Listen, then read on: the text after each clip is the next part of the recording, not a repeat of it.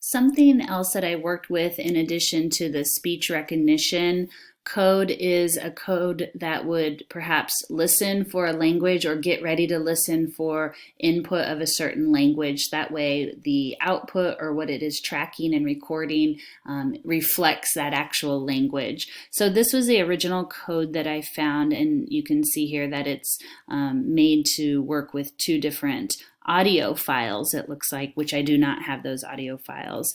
And it also looks like it's has an input or the output of 1, 2, and 3 in different accents is what I'm thinking this is. So we worked a bit together on trying to change that audio source to actually be the spoken or the speech, the recorded speech. So we played around with that a bit. I think I still have some areas in here that perhaps I need to work with. I'm not sure what the numbers are.